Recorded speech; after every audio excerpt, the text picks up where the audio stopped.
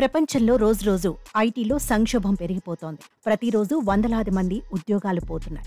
ఆర్థిక మాంద్యం దెబ్బకు ఒక్కో కంపెనీ భవిష్యత్ ప్రశ్నార్థకమవుతోంది. స్టార్టప్స్ నుంచి ప్రపంచవ్యాప్తంగా పేరుగాంచిన కంపెనీలు ఈ సంక్షోభంలో చిక్కుకుని కొట్టుమిట్టాడుతున్నాయి. ఈ దెబ్బకు వేల సంఖ్యలో ఉద్యోగులకు ఉద్వాసన పలుకుతున్నాయి. ప్రస్తుత పరిస్థితుల్లో ఉద్యోగాలు ప్రమాదకర పరిస్థితిలో ఉన్నాయంటే అది సాఫ్ట్వేర్ ఉద్యోగం మాత్రమే. సాఫ్ట్వేర్ బూమ్ ప్రపంచంతో ముడిపడి ఉండటం, ఆర్థిక మాంద్యం సంక్షోభంలో పడటంతో కంపెనీలు మరింత లోతుకు పడిపోతున్నాయి. కంపెనీల్లో అత్యధిక నైపుణ్యాలు కలిగిన వారి భవిష్యత్తు కూడా ఇప్పుడు ప్రశ్నార్థకంలో పడింది. తాజాగా పలు టెక్ సంస్థలు ఆగస్టు నెలలో వేలాది మంది ఉద్యోగులకు లే ఆఫ్స్ ప్రకటించాయి. 27,000 మంది ఉద్యోగులను ఇంటికి పంపించాయి. ఏకంగా 40 కంపెనీలు ఇంత పెద్ద స్థాయిలో నిర్ణయం తీసుకోవడం చర్చనీయాంశంగా మారింది.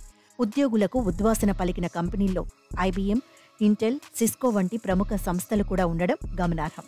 ఇంటెల్ సంస్థలో 15,000 మందిని, సిస్కో సిస్టమ్స్ 6,000 మందిని ఇంటికి పంపింది. ఇక యాపిల్, డెల్, షేర్ చాట్ సంస్థలు సైతం కొంతమంది ఉద్యోగులను వదులుకున్నాయి. ఈ ఏడాది ఇప్పటి వరకు 1.26 లక్షల మంది సాఫ్ట్వేర్లు తమ ఉద్యోగాలను కోల్పోయారు. రానున్న రోజుల్లో సంఖ్య మరింత పెరిగే ప్రమాదం ఉందనే సంకేతాలు కనిపిస్తున్నాయి. మరిన్ని లక్షలాది మంది తమ ఉద్యోగాలు కోల్పోతారని అంతర్జాతీయ సంస్థలు వెల్లడించాయి. తగ్గుతున్న అట్రిషన్ రేట్లు, కొనసాగుతున్న ఆర్థిక మాంద్యంతోనే ఈ దుస్థితి నెలకొందని చెబుతున్నాయి. ఇదిలా ఉంటే ఎల్టీఐ మైండ్ ట్రీ ఉద్యోగుల విషయంలో కీలక ప్రకటన చేసింది.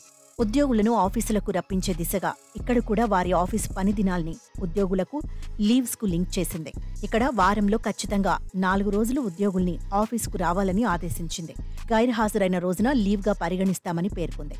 ఎల్టీఐ మైండ్ ట్రీ ఈ కొత్త work from office policy September 1 నుంచి అమల్లోకి వస్తుందని వెల్లడించింది.